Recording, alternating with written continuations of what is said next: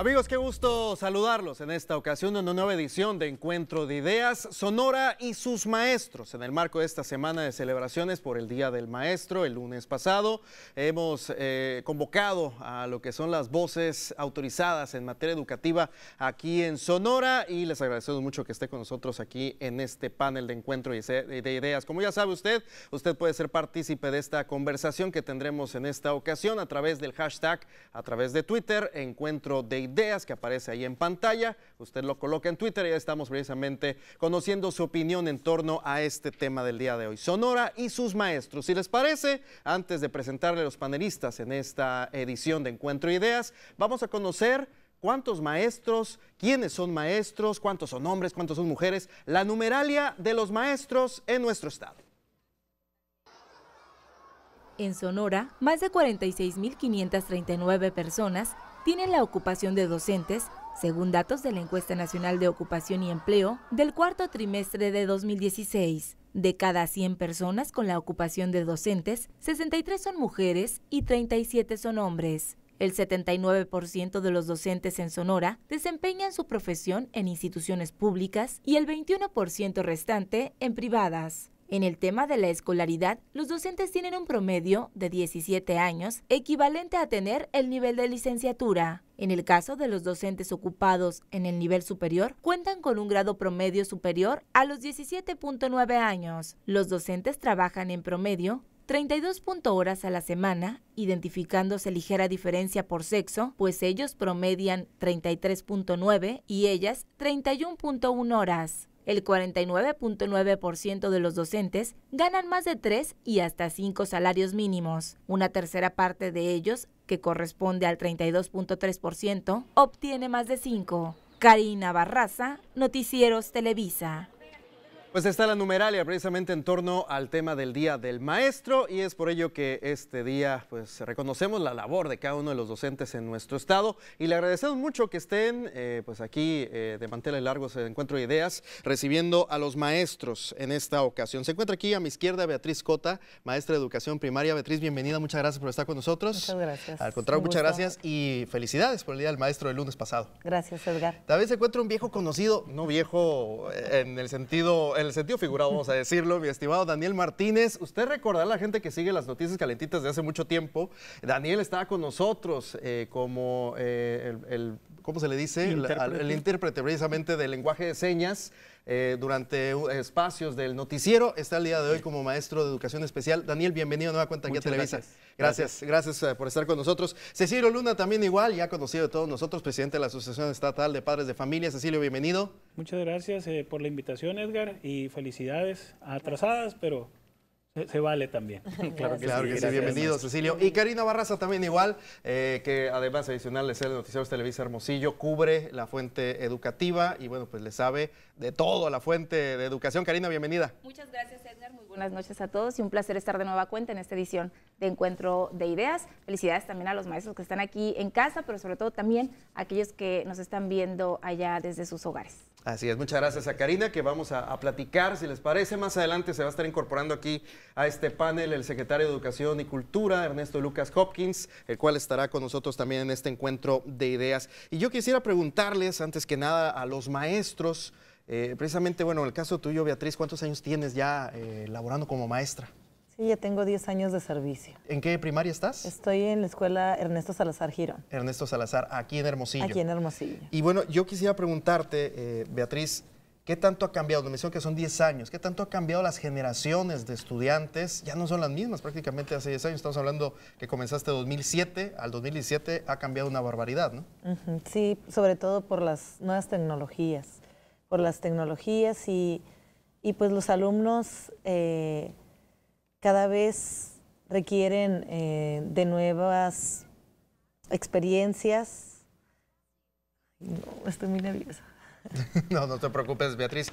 Bueno, pues es parte, se aplican ahora ya las tecnologías. Estamos hablando de 2007, no se utilizaba mucho el recurso a lo mejor del internet o las mismas aplicaciones ahí mismo en clase, ¿no? Sí, ahorita pues aprovechamos para esas tecnologías, las aplicamos dentro de las aulas. Por ejemplo, en lo que estuvimos en programas en nuestra escuela, pues se aprovechó para comprar proyectores, ¿sí? Porque pues los niños, de acuerdo a sus ritmos, estilos de aprendizajes, pues es necesario también abarcar cada uno de ellos. Entonces tenemos muchos niños que son visuales, auditivos, y que requieren y que aprenden de este tipo de esta manera. Entonces tratamos de abarcar. También además, por ejemplo, ahorita los niños más que nada en sexto grado utilizan pues lo que es el teléfono, ¿no? El celular. Hay padres de familia pues que dicen es que lo ocupa para cualquier emergencia. Pues tratamos de que sigan las reglas, ¿no? Las normas que están establecidas en las aulas, pero también las aprovechamos, ¿no? Entonces, cuando vemos que el niño lo está utilizando, pues decimos, ¿saben qué? Van a investigar en equipos, pueden utilizar los medios que traen y pues van a analizar algún tema. De manera regulada. Investigan. Entonces ahorita los niños pues requieren también de esa investigación, de ese análisis, ya ellos no nada más es con que le estés dando una indicación. Ahora ellos requieren más de que tú como docente pues lo que al niño le des a conocer sea aplicable. Sea aplicable y que él lo pueda implementar, que lo pueda analizar, que pueda reflexionar. Entonces los programas nos piden que desarrollemos en los niños competencias y habilidades superiores. Eso es importante. ¿Cómo ha cambiado, Karina, este sentido? Porque ahora ya es más de reflexión, de analizar y demás. Antes era mucho de que se te quede, o como le decíamos antes, ¿no? Machetearte, memorizarte precisamente cada una de las situaciones. Ha cambiado mucho la cuestión educativa. Y en efecto, Edgar, como comentas, bueno, nosotros siempre andamos evidenciando la edad, ¿verdad? Pero en alguna ocasión ya nos tocó, por ejemplo, algo tan sencillo, maestra, como son las tablas de multiplicar, el hacer aquellas planas de 100 veces, hacer cierta actividad, forma repetitiva, las instrucciones que daban los maestros antes, o sea, a nosotros sí nos ha tocado ver la diferencia, más Edgar, ahora con toda esta cobertura, desde que inició la reforma educativa, cómo ha ido el proceso. Un proceso de enseñanza-aprendizaje que no solamente ha abarcado a lo que es el maestro en su formación, sino en general también en el proceso en el niño y en la familia del niño, porque es un proceso complicado, pero en conjunto, que si se hace en conjunto, yo creo es cuando se están viendo ya los resultados, maestra, o no sé, Daniel, en este caso. Pues definitivamente hablar de la educación en el siglo XXI es muy interesante, porque requiere de competencias de los alumnos distintas a, no vamos a decir 10 años atrás, vamos a decir al año pasado. Y hay nuevas aplicaciones, nuevas formas de utilizar, de buscar la información. Años atrás el maestro era el que se paraba enfrente y era el poseedor del conocimiento. Autoritario. Entonces la autoridad, los alumnos llegaban a aprender del docente. Ahorita, con las habilidades que tienen los alumnos en el manejo de la información, en la búsqueda de la información y en el acceso que tienen a ella a través de un teléfono inteligente, de internet en su casa o de cualquier otro dispositivo, alumnos llegan con más información que la que el mismo maestro tiene. Entonces, la función del maestro ya no es yo me lo sé todo y tú no sabes. Así es. Sino es qué hago para que el alumno sepa manejar, encontrar información fidedigna, porque igual hay que enseñarles que no todo lo que está en las redes es verdad. Es verdad. Así Entonces, son otro tipo de competencias las que tenemos que desarrollar en la actualidad con los alumnos, y nosotros como docentes, obviamente, también tenemos que actualizarnos para poder estar al día y poder seguir el paso con los alumnos. Nuestra función ya no es pararnos a enseñarles, es guiarlos en el descubrimiento y la construcción de habilidades, desarrollar competencias y obviamente estar vigilando que así suceda, ¿no? En tu caso, Daniel, ¿cómo aplicas eso precisamente ya en tu grupo de trabajo, ahí mismo en el aula? ¿Cómo lo aplicas, lo que es la cuestión de tecnología, las innovaciones que hay? ¿Cómo lo aplicas en educación especial? Bueno, en educación especial somos un área muy favorecida, pero también somos un área donde hay mucha investigación por hacer con respecto a tecnologías. Contamos ahorita con muchas aplicaciones, unas son gratuitas y otras pues tienen un costo módico que podemos apoyar a niños con distintas discapacidades. En el caso de los niños sordos, por ejemplo, andan por ahí en la red algunas aplicaciones gratuitas, se pueden bajar al teléfono inteligente o incluso a una laptop o a una tabla, y aprendes lengua de señas, aprendes a decir oraciones, te puedes comunicar más con el niño si la escuela no se conoce nada, ¿no? La escuela donde llega el niño. Pero también tenemos otro tipo de aplicaciones y softwares educativos que son una herramienta importantísima, por ejemplo, tableros de comunicación para niños con autismo, niños con parálisis cerebral, que no tienen voz, que no tienen lenguaje oral. Entonces son chicos que pueden señalar o que pueden tomar con su dedo las palabras que quieren decir, y a veces la computadora o la tabla habla por ellos, ¿no? Lo que ellos quieren decir. Entonces hay una cantidad de herramientas tecnológicas actuales y se siguen creando otras. A nosotros nos han caído del cielo y nos son muy de utilidad para que los niños puedan desarrollarse de una manera más hábil dentro de las aulas. Voltear a 10, 20 años atrás y ver lo que está pasando ahora es abismal. Sí, nada inimaginable, ¿no? Que íbamos a llegar a estos tiempos. Y Cecilio, pues preguntarte también por parte de los padres de familia, pues ustedes me imagino que han sido testigos de esta evolución, ¿no? De la forma en cómo se daban habitualmente clases. A nosotros nos tocó una forma diferente a lo que en estos momentos ya se vive en las aulas, ¿no? Así es, como bien lo mencionan todos ustedes, sí ha impactado pues de una forma favorable en ciertos aspectos, ¿no?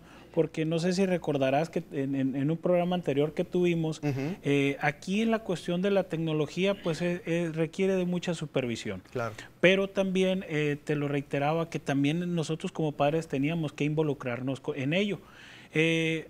A diferencia de cómo nos tocó a nosotros la escuela, a lo que es en la actualidad, pues obviamente ahorita ya el padre de familia participa más desde lo que es elemental, ¿no? Desde el jardín de niños, tienen que participar.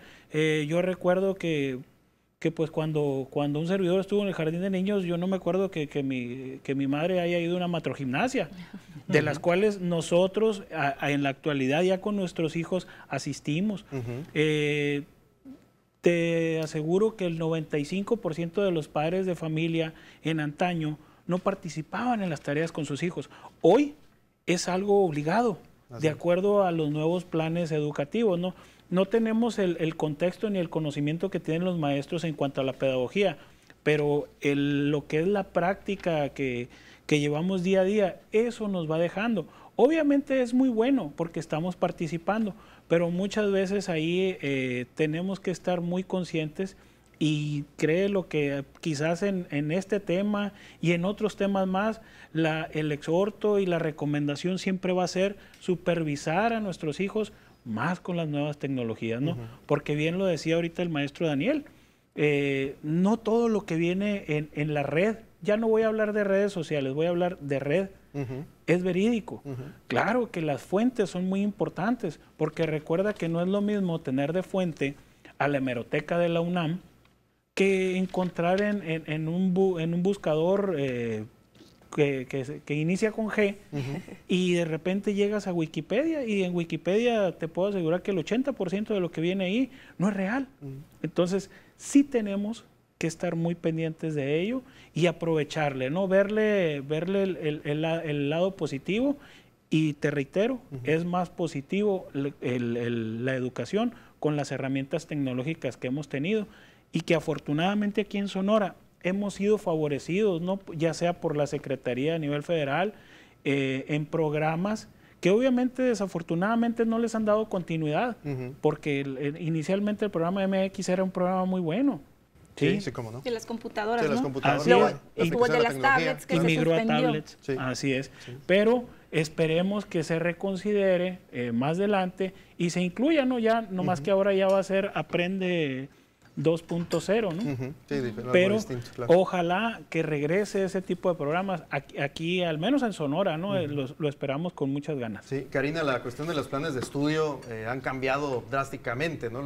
Ya lo platicaban cada uno de su experiencia, algo vivencial, pero si veíamos un plan de estudio anteriormente, nada que ver con la actualidad. Y yo me quedo con algo que dice Cecilio, Karina, no sé si lo compartes conmigo, lo del asunto también igual de los peligros que hay también con las tecnologías. Y hablábamos de encuentro de ideas anteriores, el tema del ciberbullying, del sexting, que bueno, pues es algo real que ocurre lamentablemente en las escuelas de nuestro país. Y hemos ido, en el caso aquí en el estado de Sonora, Edgar, muchísimos casos ya se han registrado y se han documentado precisamente en este tema, en donde conforme fue el avance o esta el uso de las tecnologías, el uso de las computadoras y demás, era favorable y es favorable, pero también ha sido, pues en algunos casos ya registrados niños, pues incluso que se han suicidado a causa del mal uso que se le ha dado esto. También resaltar en la cuestión administrativa, en el caso de los padres de familia, las nuevas tecnologías, como incluso en el sector público, no nada más en el privado, para tareas, incluso para calificaciones. Digo, anteriormente las boletas solamente las veíamos en un papel. Ajá. Si tú faltaste a la escuela y no fuiste, tú como padre no te dabas cuenta. Hoy la tecnología nos da no solamente para la cuestión de lecturas, de aprendizaje, de información, de investigación o de entretenimiento, sino también en cuestiones administrativas que han beneficiado no solamente al docente para las actividades, sino también al padre de familia, porque de esa manera ha tenido que tener, creo yo, una responsabilidad más afín, un acercamiento con el hijo, pero también con el docente, que eso a veces en antaño pues a lo mejor se descuidaba un poco, ¿no? El tema de las redes sociales tiene diferentes vertientes, creo yo, algunas buenas, algunas malas, pero ahí está. Muy delicado ese tema, Edgar, del bullying, y lo hemos vivido y también hemos sabido de diversos casos. Sí, yo quería preguntarles precisamente a los maestros, en el caso de Beatriz y también de Daniel, si existe algún protocolo en sus escuelas, en su ámbito, cada quien obviamente, de qué hacer si llegan este tipo de situaciones a sus oídos. Es decir, si ustedes se enteran que alguno de sus alumnos está siendo acosado, si existe algún tipo de estas situaciones, ¿qué hacer? ¿Sí tienen ustedes más o menos esos mecanismos? ¿Qué es lo que hacer? ¿Protocolos y demás? Sí, mira, con respecto a ello, pues desde los mismos programas, en el mismo plan de estudios, se maneja llevar a cabo nosotros temas de relevancia social. En ellos abordamos lo que es pues trabajar con los niños, que ellos aprendan de manera asertiva solucionar sus problemas. Así es, que ellos solucionen de manera asertiva sus problemas, y cualquier situación, cualquier problemática, pues ahí hacemos una vinculación con lo que viene siendo el equipo de USAER. Los canalizamos a los niños para que sean atendidos, ¿no? Con el maestro, ya sea el maestro de apoyo, la psicóloga. Entonces, en mi escuela ahorita contamos con ese gran ventaja, ¿no? Con ese beneficio que tiene el equipo de USAER. Entonces, cualquier situación que se da, pues es canalizada. Entonces, de manera colaborativa, pues tratamos de resolver ese tipo de situaciones que se presentan frecuentemente, ¿no? Pues que son más que nada agresiones entre los mismos niños, o por medio de que por se dicen por Facebook o por cualquier red social se dicen situaciones o se presentan casos. Entonces, padres de familia se acercan a nosotros y pues tratamos de apoyarlos, orientando a los niños para resolver ese tipo de situaciones. De hecho, ahorita como mencionas, ¿qué protocolos respecto a la Secretaría de Educación? También tenemos un manual de seguridad. Entonces, en ese manual de seguridad te menciona qué puedes hacer tú en caso de cualquier situación que se presenta, a qué dependencia te vas a dirigir, a qué lugar, y pues también con respecto a la experiencia, pues ya vamos nosotros turnando los casos a donde se requiere. ¿Sí le ha tocado estos 10 años recibir este tipo de situaciones, algún tipo de acoso de los alumnos? Más que nada bullying. ¿No? Entre los alumnos. Acoso realmente no me ha tocado. Lo que viene siendo entre los niños, no más que nada, ¿no? Pero son situaciones que se han podido resolver en su momento. Daniel, ¿en tu caso? Sí, lamentablemente yo creo que nadie estamos exentos. Cualquier escuela que tiene un número considerable de alumnos, pues son relaciones, al fin de cuentas. Creo que es importante destacar, lo que decía la maestra Beatriz, es importante. Existen protocolos ya de seguridad en la escuela, qué hacer, a qué dependencia dirigirte, pero también es importante que la sociedad de padres o el grupo de padres que está involucrado en la escuela sepan y se pongan de acuerdo y construyan un protocolo o un reglamento escolar para los casos. Ahorita decir de acoso escolar o ciberbullying o cualquier otro, te das cuenta que no sucede solamente dentro de la escuela, pues el acoso entre compañeros puede ser en las redes, en horarios que no son de clase, entonces le corresponde o no le corresponde a la escuela, hasta dónde te involucras o no. Es importante atacar el problema, como decía la maestra Beatriz, trabajando con los muchachos y con los niños sobre el respeto, sobre el diálogo, sobre esto, ¿no? El uso responsable de las redes sociales. Y si se detecta algún caso, que ya hemos detectado algunos, es importante llamar pronto a los padres, enterarles, llamar a los alumnos, si es posible detectar quiénes son los involucrados, pues llegar a un acuerdo entre ellos y a un diálogo. Muy bien, Daniel, pues vamos a ir a pausa, ¿se te parece, Karina? Claro. Vamos a ir a la primera pausa aquí en este encuentro de ideas. Muy interesante, obviamente, la labor que realizan los maestros, que se convierten, ya lo platicamos antes de entrar al aire, se vuelven en cómplices, se vuelven amigos, se vuelven una parte más de la familia, en el caso de los propios estudiantes. Vamos a ir a pausa y vamos a ver también igual qué es lo que está haciendo el gobierno. Actúa de manera correcta, hay áreas de oportunidad que tiene que atacar el gobierno estatal, federal, en el tema de la educación. Vamos con este tema regresando después del corte comercial.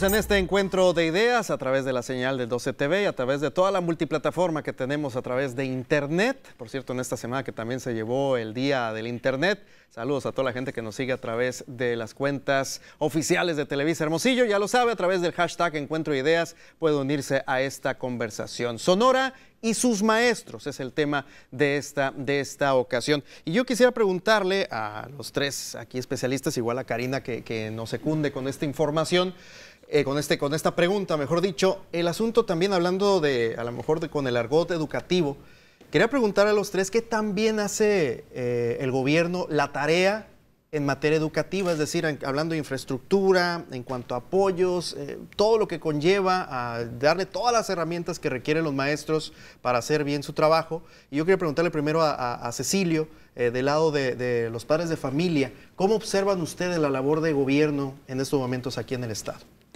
Pues mira, aquí en el Estado, perdón, aquí en el Estado ahorita pues vemos pues avances significativos, ¿no? ¿Por qué? Porque pues al inicio de la representación de un servidor, pues sí teníamos algo de conflicto en las escuelas, teníamos como 150 escuelas cerradas por protección civil, teníamos problemas muy fuertes en cuanto a la cuestión de infraestructura. Ahorita, afortunadamente, muchos detalles ya se han corregido. También nosotros, los padres de familia, estamos conscientes pues que las escuelas son como nuestros hogares, ¿no? Claro. Requiere de mantenimiento, requiere de ciertos cuidados a lo largo de todo el ciclo escolar. En el sentido de la infraestructura, hemos visto avances. Obviamente, faltan muchas cosas por hacer. Entendemos pues que las coyunturas han cambiado. Anteriormente siento yo que era una mayor participación del padre de familia para poder proveer cuestiones de infraestructura, inclusive hasta materiales para nuestros maestros. Ahorita los gobiernos han cambiado y sí están otorgando muchos más materiales. Recordemos que ya en la Ley General de Educación y en las diversas reglamentaciones ya no existe la obligación de una cuota. Existe una aportación voluntaria que obviamente eso se determina por los padres de familia regularmente en la primera reunión o asamblea, ¿no? Cuando se eligen a las mesas directivas de padres de familia. En ese momento es cuando se toman esos acuerdos. No es obligatorio. Es por eso muchas veces los llamados, y aquí Karina no nos va a dejar mentir, que ella es la que cubre la fuente de educación y en reiteradas ocasiones siempre les decimos a los padres de familia, acérquense cuando menos a la primera reunión, porque hay acuerdos que se toman y ahí es cuando se toman las decisiones. Por eso es de que nosotros constantemente los estamos invitando. Con respecto también al cambio de los maestros, hay una cuestión, y siempre lo he reconocido y muchas veces me apena reconocerlo, que el rol del maestro sí ha cambiado, pero también en aras de la libertad de expresión que podemos tener como ciudadanos, también hemos caído un poquito en la intolerancia. ¿Por qué? Porque anteriormente, no sé si recuerdan que llegábamos nuestros padres llegaban a nuestra escuela y le decían al maestro, aquí está mi niño, y jálele la orejita, o llámele la atención. Y ahora, en honor a la verdad, ya llegamos y, mire, no quiero que me lo vea mal, no quiero que le diga nada. ¿Por qué? Porque me lo puede afectar psicológicamente, ¿no? Esos son lo opuesto, pues. Entonces, ¿qué pasa? Es entendible que nuestros maestros, pues obviamente no quieren ningún problema, ¿no? Entonces, ahí es donde hemos visto nosotros los cambios y donde constantemente hacemos el llamado a todos nuestros padres de familia que seamos tolerantes. O, por ejemplo, en el sentido de que si tenemos un problema de acoso escolar, la sugerencia es a nuestros padres que seamos un poquito más objetivos, que no veamos las cosas con el corazón. ¿Por qué? Porque, oye, no es mi hijo, sí, pero hay que ver la situación. En ocasiones nosotros no estamos y confiamos no el 100%, un 200 o un 300% de nuestro hijo. Y como de cierta manera, pues, oye, no es que no le creo al maestro, le creo más a mi hijo. Mi hijo es incapaz de hacer eso y nos vamos por ahí, ¿no? Claro. Y se dan casos, por ejemplo, yo siempre les digo, y con todo respeto, muchas veces por tener esa creencia, pues hay filas largas en los reclusorios con excesos de confianza, ¿no? Cecilia, y tocas un tema importante, bueno, en dos vertientes, el tema de los maestros, pero también no hace mucho hemos visto también en redes sociales donde se han expuesto casos en donde maestros con excesivos protocolos con los estudiantes, un niño que se le puso cinta, al que todavía hincan, etcétera, cosas que son de antaño y que todavía pues en la actualidad siguen ocurriendo. Y otro tema, el tema del mobiliario y la cuestión de infraestructura, que sigue afectando mucho, que ahorita son los robos a los planteles, y que a mí me ha tocado, y todavía, Edgar, en esto de que andamos en las escuelas, cómo los papás siguen haciendo actividades para proveer al plantel. Ahora ya no vemos otra cosa más que plasmas, han cambiado la computadora, el equipo de sonido, cosas o artículos que antes no veíamos en los planteles, pero que también le están costando a ustedes los papás, y que no todo lo ponen las autoridades, es decir, siguen trabajando los papás en beneficio de los planteles, y la molestia y el enojo también, pues es que los ladrones o los amantes de lo ajeno están acabando poco a poco con lo que tienen en los planteles. Es una problemática actual también, ¿no? En cuanto a infraestructura hablamos. Así es. Sí, la verdad nos cuesta mucho trabajo, ¿no? En antaño, los padres de familia, aparte de proveer cuestiones básicas, por ejemplo, para los baños, para limpieza y todo ese tipo de acciones, ya ahorita en la actualidad, pues ya hay otros mecanismos para sustituir y proveer esos materiales. Hoy en la actualidad, como bien lo mencionas, hacemos actividades para cuestiones ya de aspecto más tecnológico. Ya antes, lo que era una cuestión ¿se acuerdan los famosos coolers?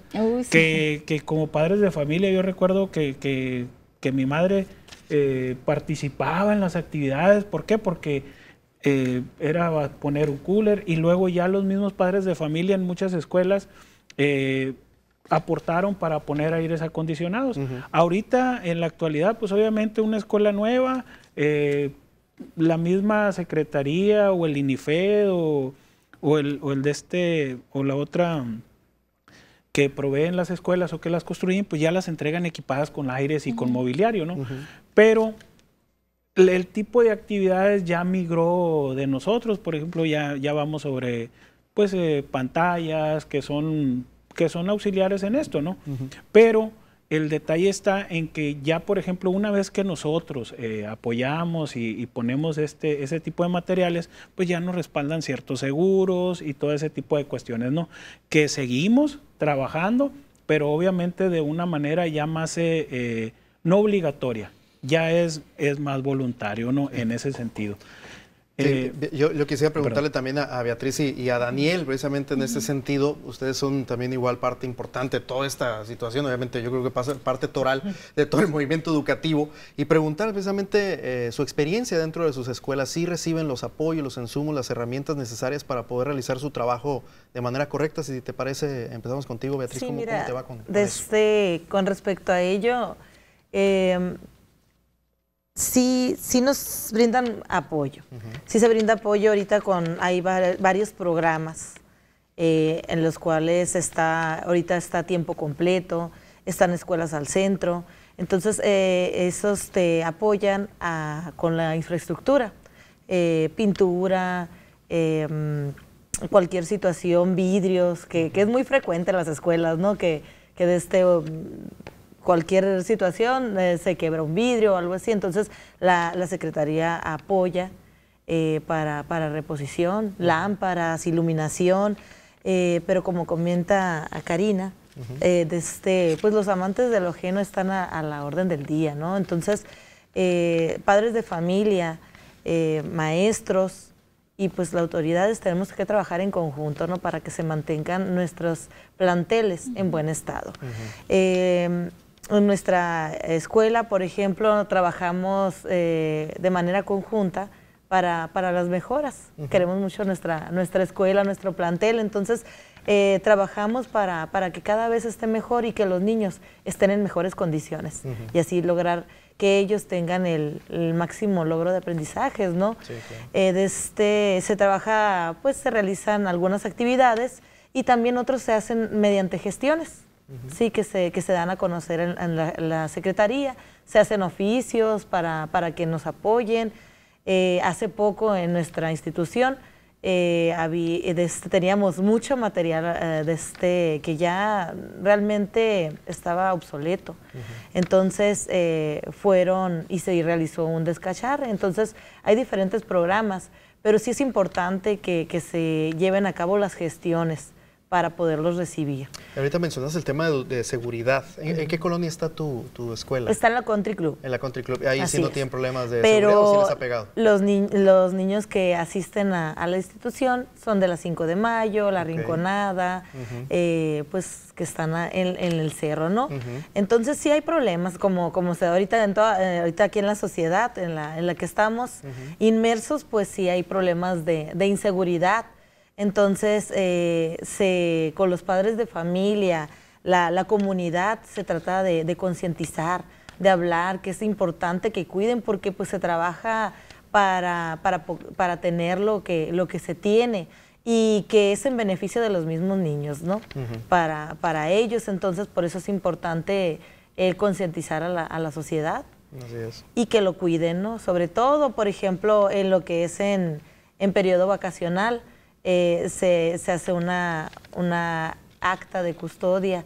Entonces, padres de familia están al pendiente también de un trabajo de en equipo escuelas. realizan. Así es, pero pues también, como sabemos, ¿no? Ellos se dan sus tiempos para hacer este tipo de cosas. Por ejemplo, el año pasado a nosotros nos tocó que sí robaran cableado de la escuela.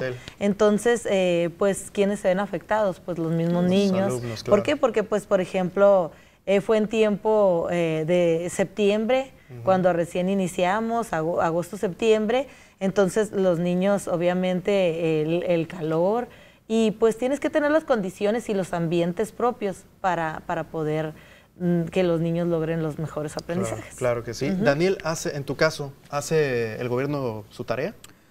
La pregunta se antoja para ponerse pesimista, ¿verdad?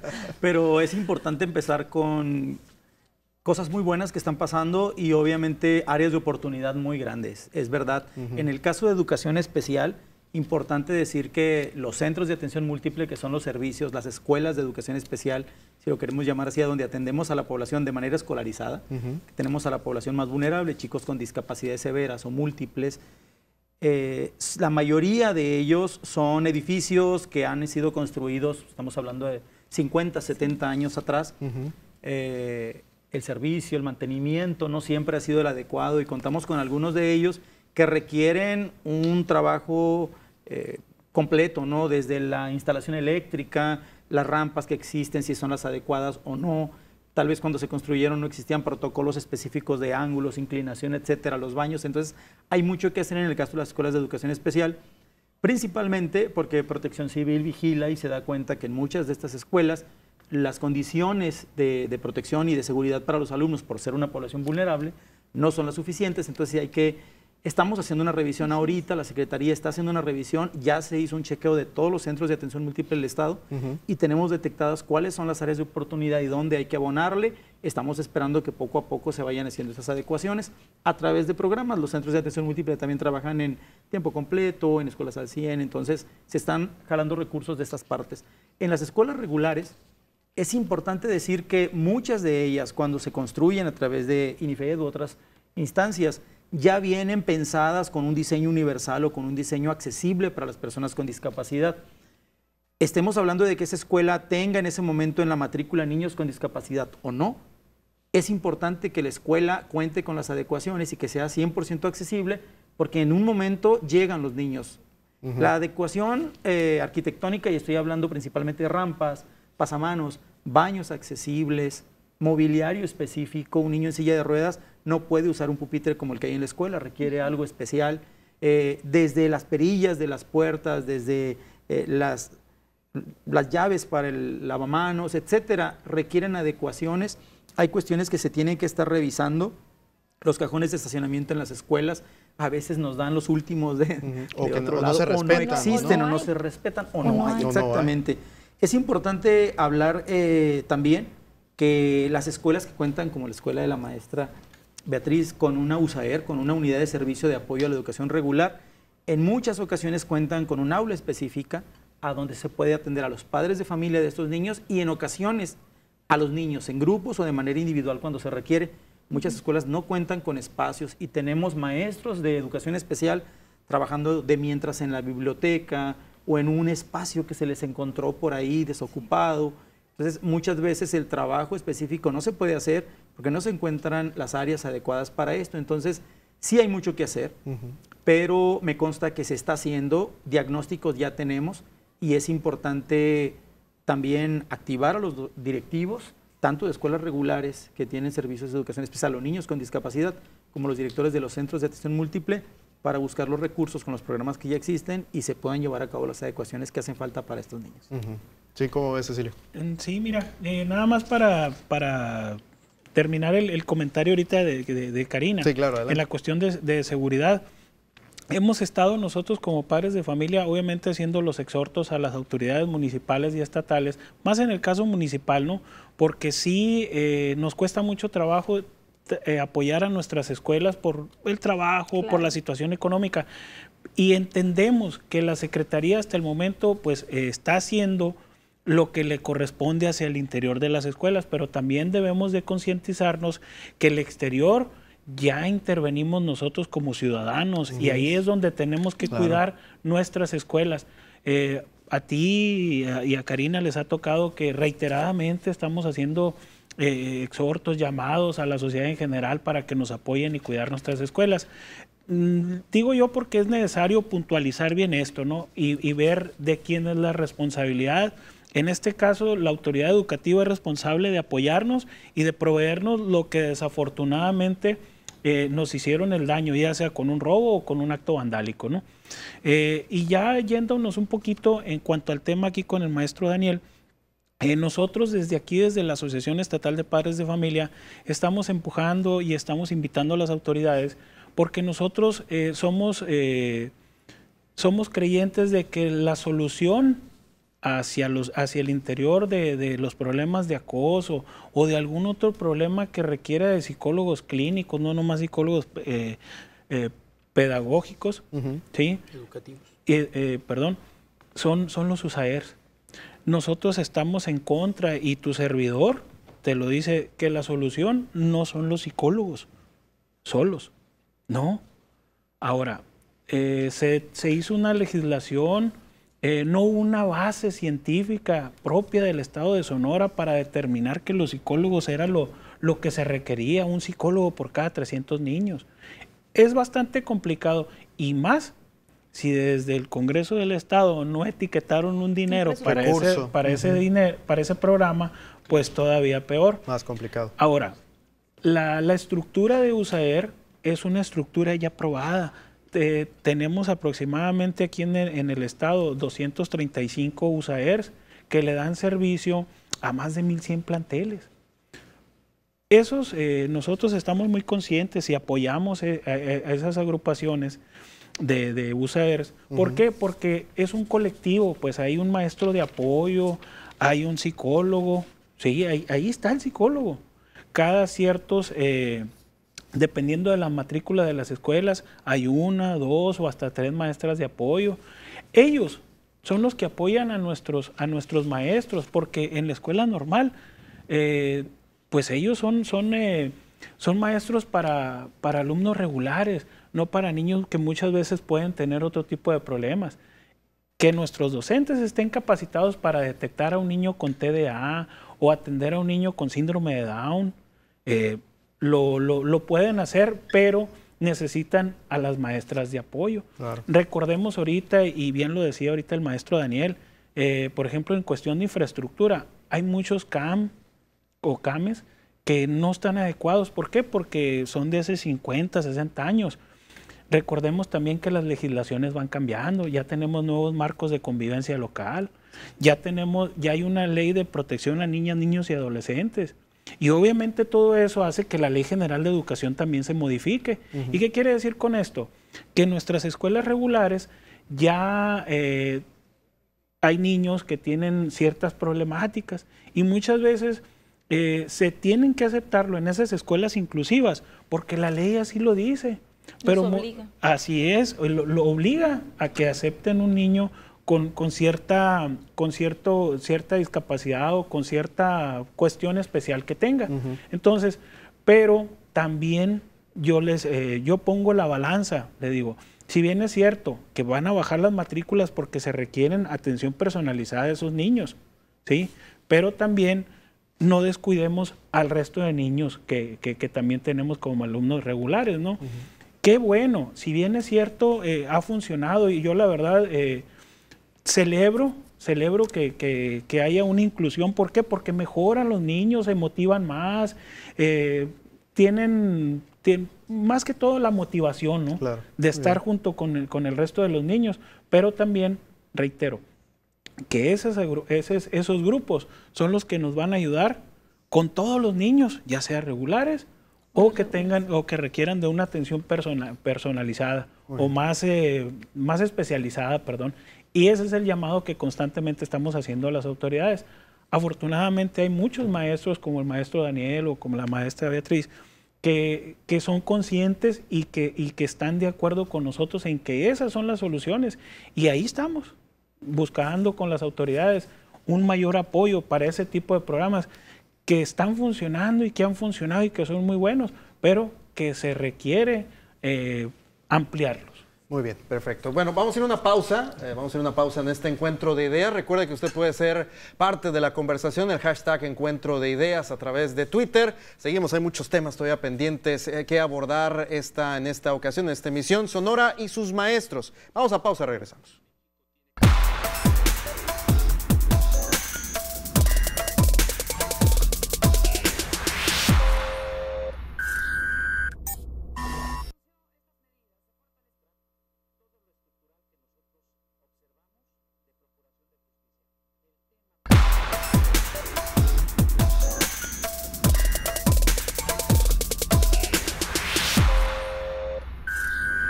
Seguimos en este encuentro de ideas, edición dedicada a los maestros Sonora y sus maestros. Recuerde que usted puede ser partícipe de esta conversación a través del hashtag Encuentro de Ideas en Twitter y también a través de la multiplataforma que tenemos disponible durante toda la emisión de Encuentro de Ideas a través de Twitter, de Facebook, de Internet. Ya lo sabe, estamos en todas partes a través de Televisa Hermosillo. Y yo le quisiera preguntar a los maestros, hemos hablado, va y viene, Karina, el tema de la reforma educativa, estas reformas que se hicieron ya con la entrada del sexenio de Enrique Peña Nieto, Y bueno, hemos platicado mucho insistentemente con este tema, pero me gustaría saber, Karina, ¿qué opinan los maestros en torno a esta reforma educativa? ¿Qué tanto les ha cambiado la forma de dar clases? Por ejemplo, el caso de Beatriz, hace 10 años, el caso también de Daniel, que ya tiene años siendo docente. ¿Qué tanto les ha cambiado, les ha impactado positivo o negativamente la reforma educativa a ustedes? Si te parece, empezamos contigo, Beatriz. ¿Qué tanto ha impactado en tu forma de dar clases, en tu forma de trabajar?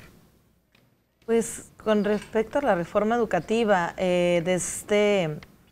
creo que se busca potenciar en los niños el máximo logro de sus aprendizajes para que él los pueda poner en práctica en la sociedad donde se desenvuelve.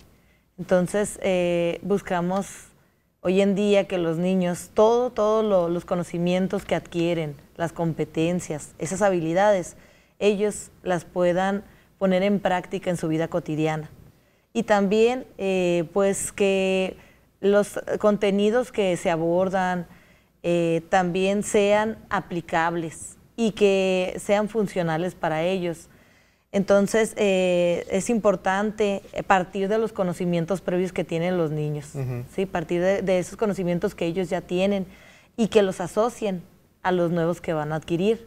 Entonces, para que ellos los puedan aplicar, es lo que se pretende, es que el niño pueda desarrollarse en todos los ámbitos para aplicarlo en su vida cotidiana. ¿Y su implementación cómo lo has visto? Pues los niños les ha sido de mucha utilidad. Sí. Ha sido muy benéfico para ellos porque, como te comento, ellos ya analizan, investigan, crean. Es importante desarrollar en los niños todas esas habilidades para que las pongan en práctica y así tener, pues lo que queremos es un ciudadano integral, ¿no? Un ciudadano integral que se pueda desenvolver, como te comento, en todos los ámbitos de su vida.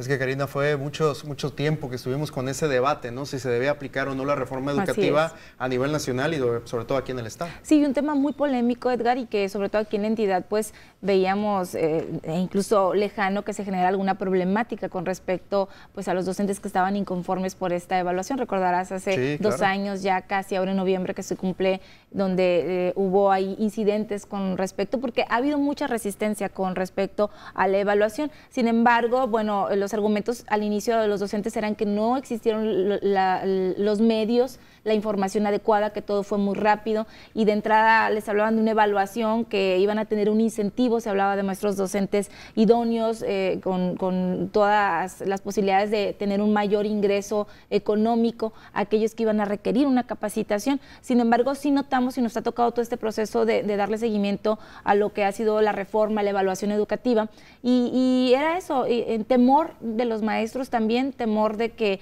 esta reforma también iba a privatizar las escuelas, este temor de que los papás iban a costear todo lo que respecta a la administración escolar, y poco a poco hemos visto cómo se han ido empapando también los maestros, y finalmente pues el resultado está ahí en las aulas, el resultado que se busca, y lo que nos han explicado expertos en educación es finalmente en los índices de aprovechamiento de los estudiantes y en un mejor proceso de enseñanza-aprendizaje, que a final de cuentas es lo que se busca.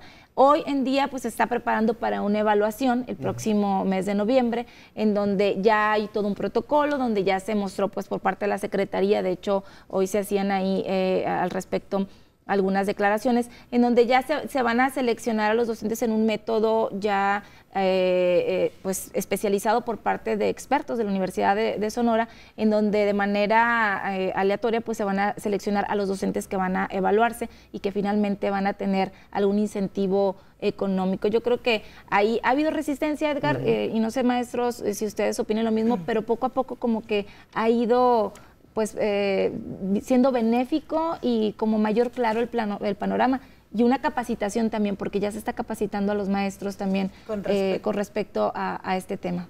Con respecto a ello, pues a mí me tocó vivir el proceso, ¿no? Me tocó vivir el proceso inicial. Entonces, más que nada, fue la logística. Sí. La logística con lo que se trató. Primeramente no teníamos una información ni por las autoridades, ni por el sindicato. Entonces sí buscábamos quien nos pudiera comentar, como dices, esos temores que se tenían en un inicio con respecto a la evaluación. ¿Por qué? Porque decías, como perder tu empleo, o pues el catalogarte, ¿no? Entonces, ¿de qué manera te estaban catalogando? ¿Que eres idóneo o no idóneo? Entonces, esas eran las cuestiones también que en un principio se estaban viviendo, que pues las maneras en que fueron elegidos los docentes en su primer momento, ¿no? En la primera evaluación. Así es, o que hubo docentes que no se notificaron en tiempo y forma, que faltando 15 días para el proceso apenas se le estaba avisando, ¿no? Yo, como te comento, tengo 10 años de servicio. En esos 10 años, pues siempre he asistido a las evaluaciones. He asistido a las evaluaciones, ¿para qué? Pues primeramente buscando un incentivo, ¿no? Que es lo que buscamos también. 35%. ¿Cuánto es, maestra, el incentivo al sueldo? Sí, es un 35%, al sueldo base. Pero sí, también es para actualizarte, para tu formación y tu capacitación, ¿no? Como te digo, en un inicio fue de esa manera que la logística, el ver cómo andaban policías en la misma evaluación, de por sí era un estrés que estabas viviendo, pero ahorita lo que es el panorama, las autoridades educativas, sobre todo el maestro, el secretario de Educación, pues ha trabajado para que se logre y se realice un mejor proceso. Se lleve a cabo un mejor proceso y de hecho, como lo comentabas, Karina, hoy se realizó la instaculación donde a través del CURP que diseñaron a través de la universidad, pues se realizó esa sorteo, esa selección aleatoria, donde pues seleccionaron fueron 2.750 docentes, entre supervisores, directores, docentes, para presentar la evaluación. Entonces, ya ahorita pues es de manera más transparente. En un principio, pues nos elegían y dijeron, pues, ¿quién nos eligió? ¿Quién me...? Entonces, tampoco no sabíamos en primera mano los materiales, las guías. Eso es más que nada esa resistencia que se tenía por no conocer. La incertidumbre, ¿no? La incertidumbre de en qué ibas a ser evaluado. Claro. Entonces, como te comento, los maestros están capacitados para atender cualquier situación y están trabajando, sí, porque queremos tener una mejor educación, ¿no? Claro. En nuestros niños. De hecho, la mayoría de los docentes, te puedo comentar que esa vocación que tenemos de servicio por los niños, el que salgan adelante, o sea, como dices, un docente es el que crea las demás profesiones. Claro. Así es. Entonces, no nada más somos maestros, psicólogos en ocasiones, papás, amigos, confidentes. Así es. No, y un sinfín. Sí, no, como te comento, no es el miedo a la evaluación, sino cómo se presentó en un inicio. Y sobre todo, maestra y Edgar, recordar en aquel momento, en la primera evaluación se les daba la oportunidad, bueno, no lo presentaste, se ampararon muchos maestros, e inclusive hubo bajas, resistencias, detenciones, un panorama que no se veía muy alentador y que generó cierta incertidumbre y repito, también desinformación, porque íbamos a los planteles cerrados por donde sea, por parte de padres de familia apoyando a los docentes, y se hizo ahí todo un lado por parte de la disidencia, en donde argumentaban precisamente esto. Recordar que cuando inicia la evaluación también era un cambio de gobierno estatal, en este caso se hace el cambio de gobierno en septiembre y la evaluación fue al entrar, quedaron a medias ahí los procesos, se argumentaba, bueno, es que no me avisaron, sí me avisaron, se les da alrededor de 3 oportunidades, muchos maestros la aprovecharon, otros dijeron de plano no, y fue cuando empezaron a existir estos casos también de bajas, y sí hubo bajas, no tengo el número exacto, se hablaba de 40, 50 bajas al inicio de docentes, que perdieron su oportunidad, pero era una decisión a nivel nacional y que el Estado de Sonora la estaba llevando a cabo. Cuando hablamos de disidencia, la veíamos al sur del país, los movimientos, pero llegó a Sonora. Y era algo que también a nosotros como medios de comunicación, tu servidora que ha estado a cargo también de La Fuente, que era algo sorprendente, pues ver cómo había enfrentamientos entre maestros con policías y demás, algo que ya la verdad hemos visto que poco a poco se ha tranquilizado y ha vuelto a la normalidad de este panorama, y las evaluaciones a las que hemos acudido, Edgar, recientemente para asumir un nuevo cargo de promoción son completamente tranquilas. Sigue habiendo presencia policíaca por seguridad también, claro, pero obviamente yo creo que poco a poco ha sido esta la información y la que ha permeado entre el personal docente y que ha disminuido un poco ese temor o la incertidumbre de la que hablaba la maestra. Es que ya ha terminado la incertidumbre, exactamente, como menciona. Daniel, platícanos un poquito tu perspectiva en torno a la reforma. Bueno, lo que pasa es que el tema es de más lleno de aristas, ¿no? Decir claro, reforma muy educativa, amplio. muy amplio. Claro. Creo que nos podemos detener mucho en los procesos de promoción, de evaluación docente, de permanencia, etcétera. De enseñanza. Pero la idea de la reforma educativa es mucho más grande, ¿no? Va mucho más para allá. Podría concatenar esto con la pregunta que hacían al principio y con la cual abrimos el panel. O sea, ¿qué ves de la educación hace algunos años y qué cambios hay ahora? Exacto. Bueno, no podríamos negar que la situación actual nos requiere competencias distintas.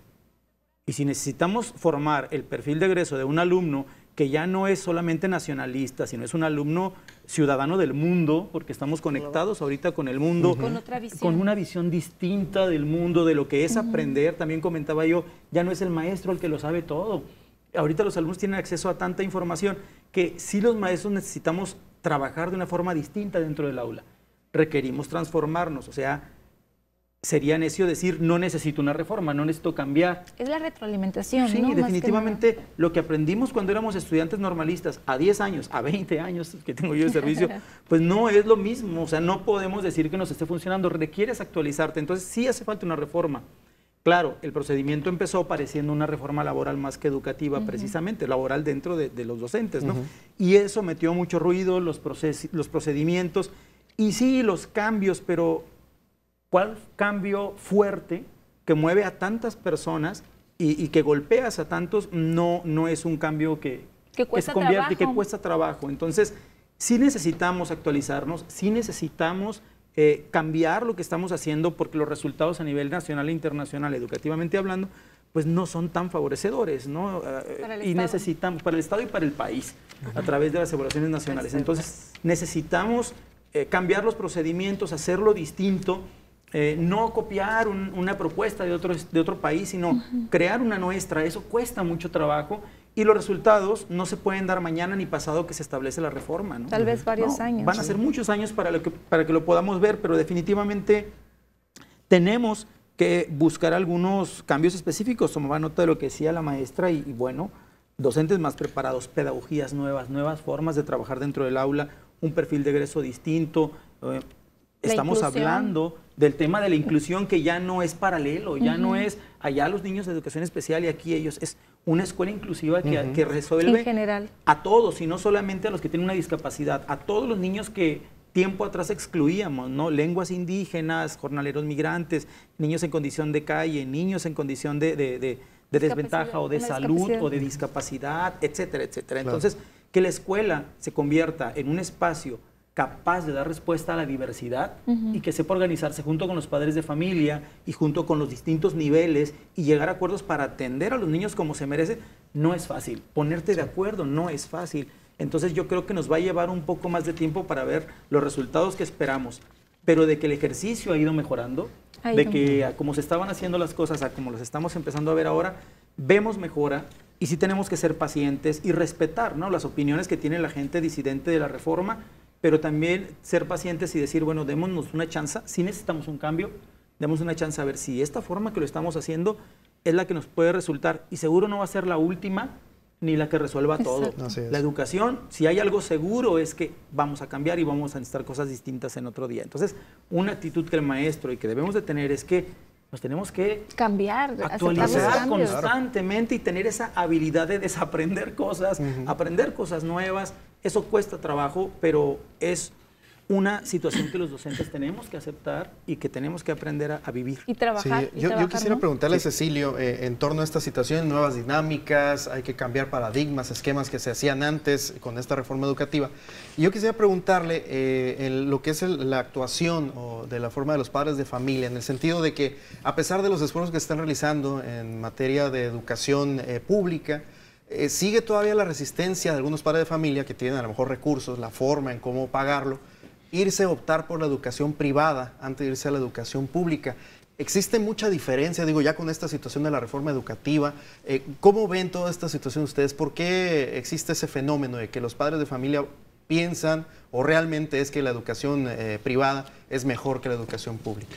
Bueno, ahí en el contexto ese, mira, obviamente en las escuelas privadas anteriormente sí había muchos más adelantos, no se frenaban muchas veces en el contexto privado obviamente es trabajar y sobre este objetivo, ¿no?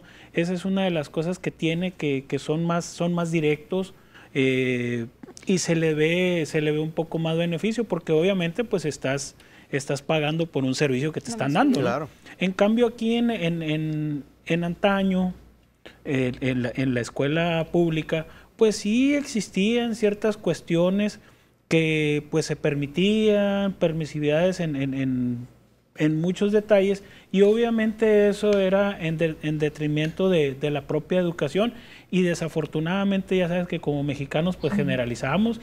Buenos maestros como la maestra Beatriz y como el maestro Daniel, no, pues es que están en el contexto de la escuela pública, pues todos son iguales. No. Y no es así. Claro. Y no es así. Yo siempre les he mencionado en las escuelas, de cada 10 maestros tenemos 6, 7 u 8 maestros que lo hacen por convicción, que lo hacen por vocación. También entendemos muchas veces que hay maestros que su papá pues fue maestro, su mamá fue maestra y muchas veces entran en esa dinámica, ¿no?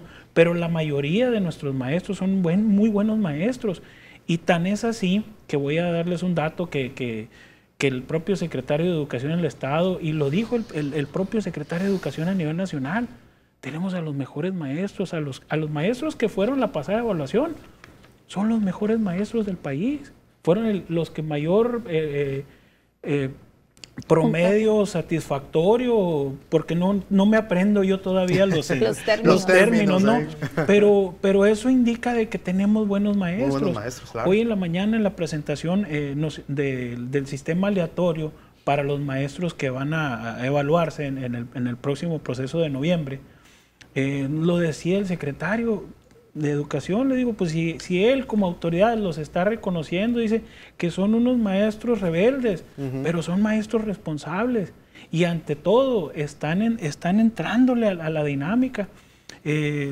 Retomando un poquito lo que se decía de la cuestión de la evaluación docente, nosotros estamos conscientes de que todo el proceso de hace casi 2 años y que, digo, ya en ese entonces ya conocí a Karina, al compañero camarógrafo de ella lo estaban agrediendo por parte de esas personas, a Karina le tumbaron el micrófono, o sea, era un ambiente muy hostil. ¿Cómo olvidarlo? ¿Cómo olvidarlo? Entonces estábamos muy cerca y tratando de ayudarla, ¿no? Como a muchos maestros, incluso a mí me tocó levantar a una maestra que quería embarazada, que quería ingresar a hacer su examen. La tumbaron y ahí andábamos y nosotros, oye, pero si no se trata de esto. Entonces nosotros sí nos alarmamos, pero también entendimos que era por falta de comunicación, era, falta de información. La logística más que nada. Así es. O sea, es que sí no estamos acostumbrados a ver a las autoridades, a policías y todo eso, pero era necesario. ¿Por qué? Porque... guardar el orden, era necesario. Fue la logística, la falta de información que se tenía en el momento, ¿no? Ahorita, como te comento, el secretario está apostándole mucho a la formación y al acompañamiento a los docentes, ¿no? A través de talleres que te están apoyando para la evaluación.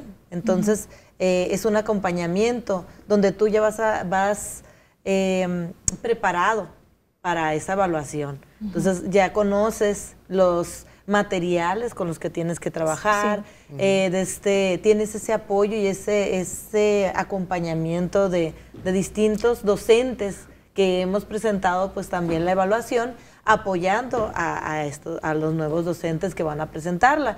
Y así pues a través de la experiencia, pues ya los maestros se sienten ese acompañamiento, esa seguridad para presentarla, como dice usted, Cecilio, los maestros estamos preparados y Sonora sus docentes están comprometidos con la educación y lograr esta educación que se requiere, una educación de calidad para el beneficio de nuestros alumnos.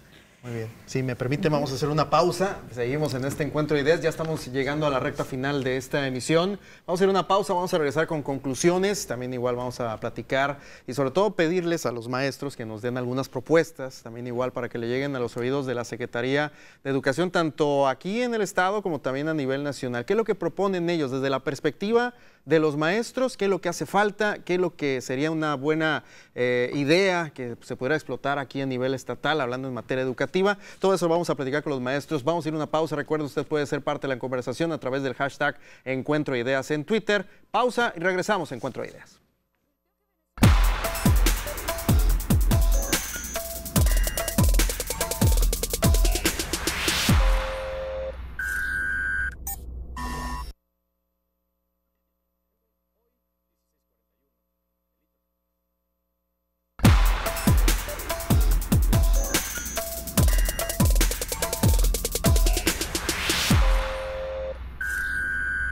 Seguimos aquí en Encuentro de Ideas. Muchas gracias por su participación. Seguimos siendo tendencia a través de las redes sociales. Recuerde el hashtag Encuentro Ideas en Twitter. Ahí estamos a sus órdenes también igual para saber sus comentarios sobre este tema. Sonora y sus maestros. Y en torno a este tema, yo quiero preguntarle a Daniel, primeramente, es experto en materia de educación especial. Le agradezco mucho que esté con nosotros, de cuenta con nosotros acá, Daniel, en Encuentro de Ideas.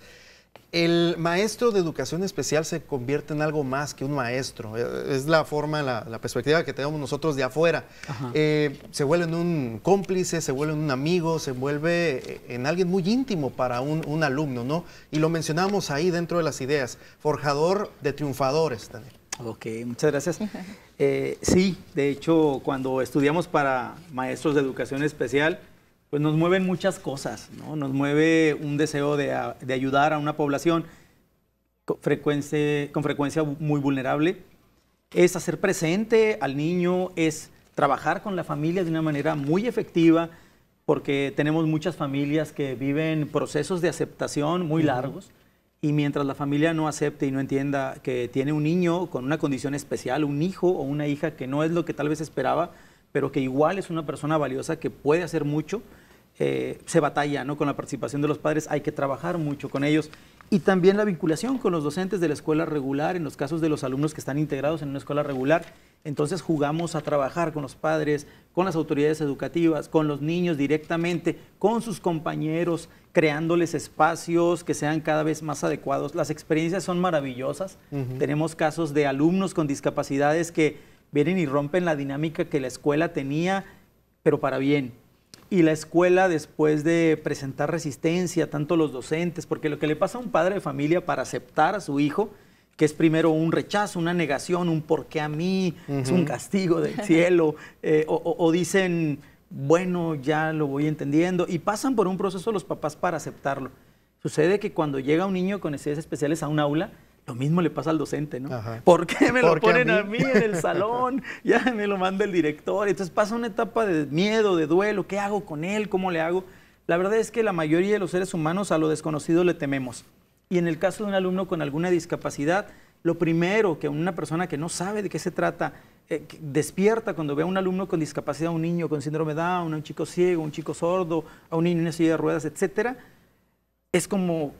no sé, y el miedo no es tanto a la persona, es un miedo como una incapacidad a yo cómo le entro, qué hago, no tengo herramientas, no sé cómo comunicarme. Y el miedo es a la incapacidad de cómo acercarme a aquella persona. El miedo se quita con información.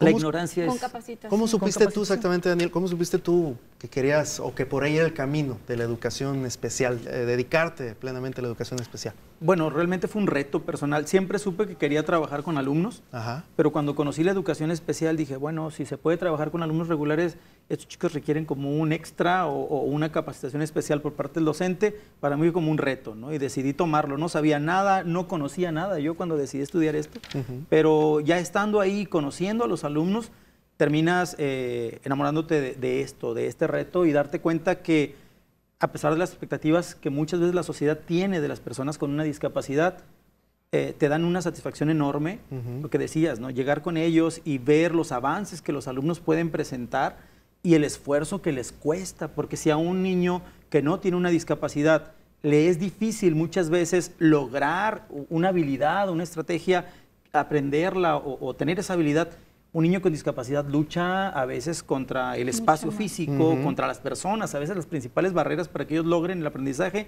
somos los adultos. O la ¿no? familia. La familia. Entonces, en muchos casos. Es importantísimo llegar y darte cuenta que el logro que el alumno tiene hay que aplaudírselo y hay que aprender de él.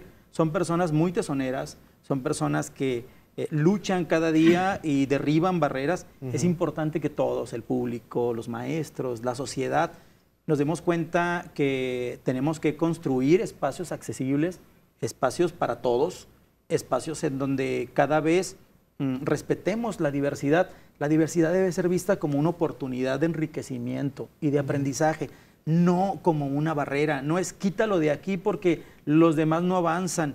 No, es cómo ayudo a los demás para que apoyen a este muchacho también y aprendan unos de otros.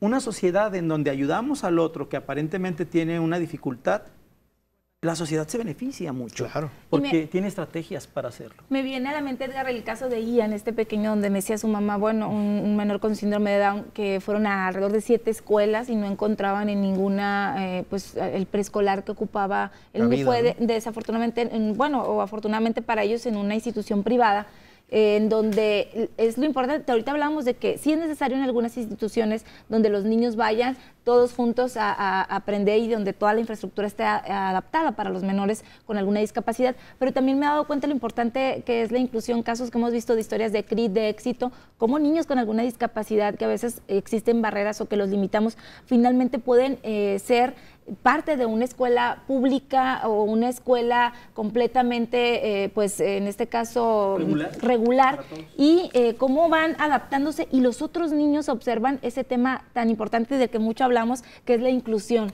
y cómo esos mismos niños con una sola personita que está ahí cambia toda la perspectiva tanto del docente como trabajar esa parte de tú como niño vas a tratar, tu padre de familia, cómo vamos a tratar, porque no es protegerlos o sobreprotegerlos, sino me he dado cuenta que en el aula la inclusión en una escuela, en este sentido que decías, cambia completamente, cambia el solo hecho de tener un niño con una discapacidad, que se abran las puertas, son éxitos, Edgar, que hay que reconocer, y maestros que a lo mejor no tienen educación especial como tú, pero que están haciendo aportando su granito de arena y haciendo el tema de inclusión, ¿no? Que es muy importante. Sí, de hecho tenemos muchos alumnos, la mayoría de los alumnos que presentan alguna necesidad educativa especial, que se enfrentan a alguna barrera, están en muchas escuelas que no tienen servicios de educación especial. La mayoría de las escuelas no los tienen. Entonces los maestros buscan y gestionan los apoyos que se abran. Y cómo dar respuesta a estos alumnos, eso es importante. Claro que sí. Beatriz, vas a comentar algo, perdón. Sí, pues es importante la inclusión, como comentabas ahorita, ¿no, Karina? El incluir a todos los niños. Y sobre todo, por ejemplo, en cada aula, en cada salón de clases, pues hay un niño con alguna necesidad educativa. Entonces, como dices, más que nada es la manera en que tú te vas a capacitar para poder atender a ese niño, ¿no?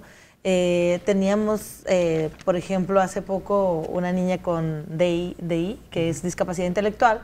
Entonces, sabíamos que pues los aprendizajes no los iba a lograr al 100%.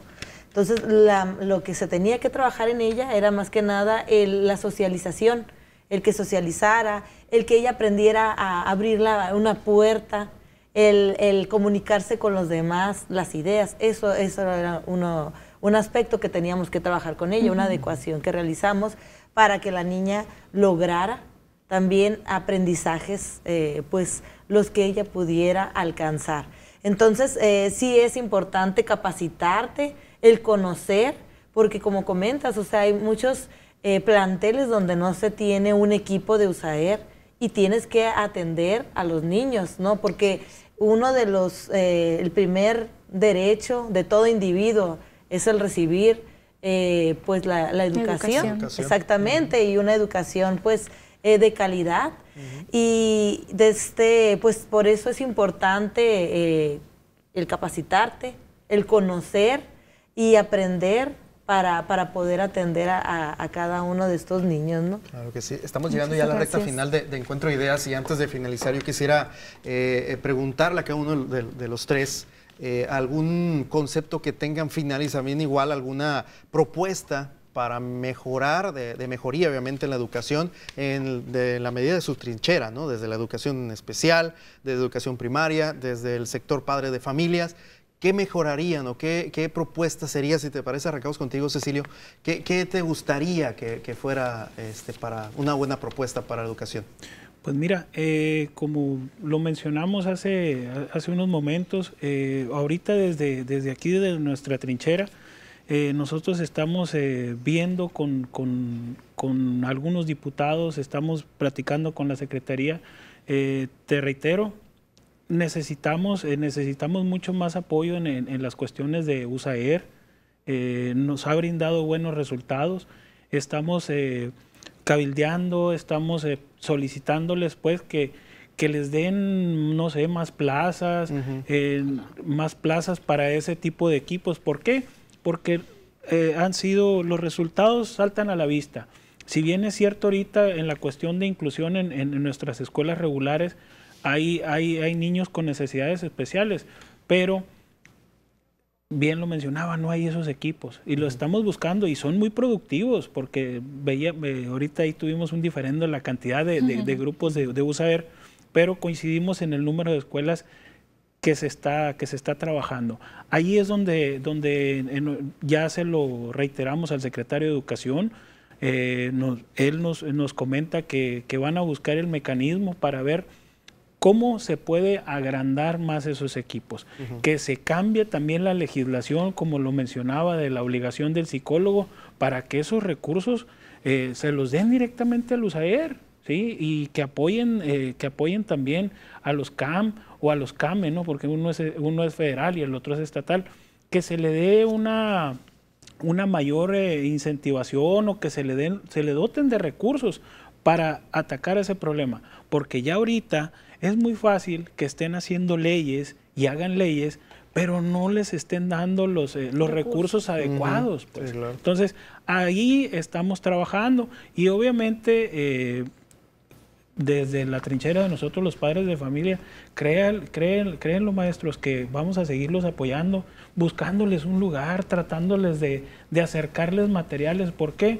Porque es para el bien de nuestros hijos y obviamente es para facilitarles a ustedes el trabajo y por el bien de ustedes también, ¿no?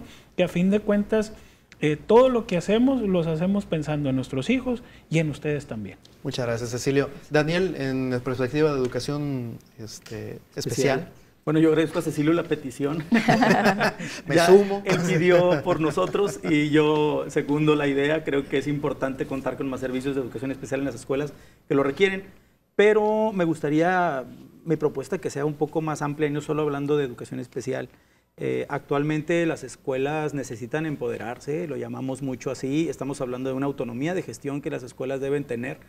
Y es importante que esta libertad que se les está dando a las escuelas, con un liderazgo efectivo de la dirección, sea para tomar decisiones acertadas que permitan que la escuela resuelva los problemas que cada escuela tiene al interior.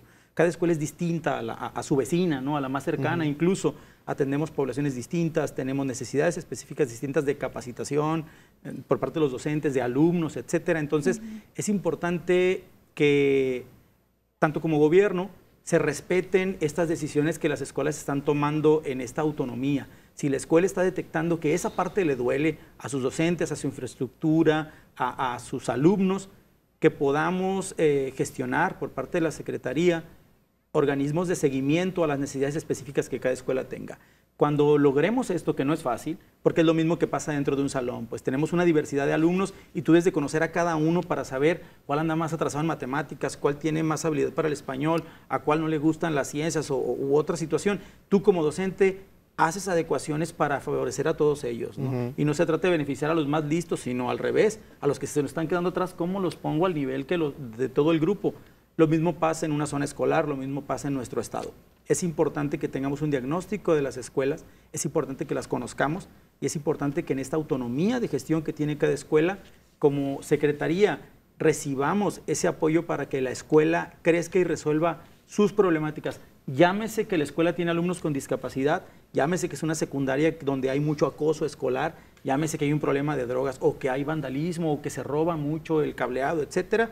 Cada escuela tiene problemáticas particulares. Es importante que sepamos responder a esas problemáticas desde el interior de la escuela y que tengamos, eso sí, un organismo que nos ayude para dar respuesta a esas condiciones. Creo que la calidad en la educación depende de docentes, de padres de familia, de capacitaciones, de un organismo que nos apoye, de infraestructura adecuada, de mobiliario y de insumos y materiales necesarios.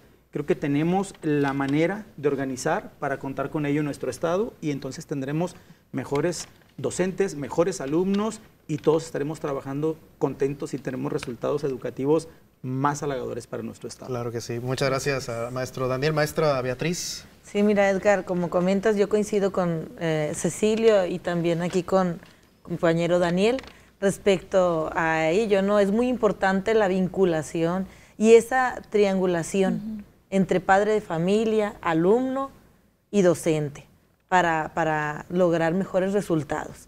Entonces, ese es uno de los, me da gusto saber que nos apoyas como docentes por la cuestión que requerimos ese apoyo para que los niños tengan un mejor resultado.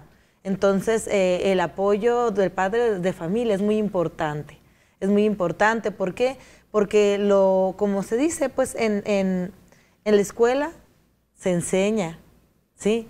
Pero también es en casa. En casa pues están los valores, están todo lo que van y se transmite también, los niños lo transmiten en la escuela, claro, con sus compañeros. Entonces es importante y espero seguir escuchando, Cecilio, que nos sigas apoyando a nosotros como docentes, porque realmente se requiere que los padres de familia estén pues en ese apoyo a los docentes. Como comentas, la infraestructura y apoyo por parte de lo que vienen siendo las autoridades y que continúen esos talleres de capacitación y acompañamiento a los docentes en todos sus procesos, ¿sí? Para lograr, como comentamos, una mejor calidad en la educación. Perfecto, muy bien. Pues ahí están los conceptos desde cada una de sus trincheras, precisamente de cada uno de los maestros y también desde el lado de la perspectiva de los padres de familia. Karina, estamos llegando a la recta final. ¿Algunos comentarios finales sobre esta temática? Así es, Edgar, muchísimas gracias. Sí, me quedo también con una parte de lo que dice la maestra, porque la labor esta de algunos años en la reporteada de la fuente educativa, precisamente últimamente hemos escuchado esa parte en donde a veces pues los padres de familia, nosotros no somos papás, ya lo hemos reiterado en algunos programas, no somos papás, ya quedó claro. Pero sí esta parte, Edgar, donde pues no ver a las escuelas como guarderías, no ver a los docentes como los responsables. Yo creo que muchas de las cosas que hemos observado recientemente en cuanto a temas de bullying, en cuanto a temas de problemas menores agresivos, bueno, un sinfín de casos que hemos visto, finalmente las autoridades siempre dicen, es que están incitando a que se retome ese tema y la labor desde casa. Es lo que constantemente he escuchado en declaraciones, todo está en casa, todo está en casa. Y creo que en lo personal, que sí, mucho trabajo está en casa, mucho trabajo está en el padre de familia, pero también la vinculación del papá con la escuela, con el maestro que haga su trabajo, el estudiante que haga el suyo, las tecnologías, y yo creo que es algo multidisciplinario que se debe de trabajar y sobre todo no olvidar que sí está en casa lo principal. Lo han dicho no solamente autoridades en educación, lo están diciendo especialistas, hay que regresar a esa parte en donde todo está en casa. principalmente los valores. Yo creo que es algo. Muchas felicidades a todos los maestros que realizan esta labor, a quienes pues gracias a ustedes nos forman.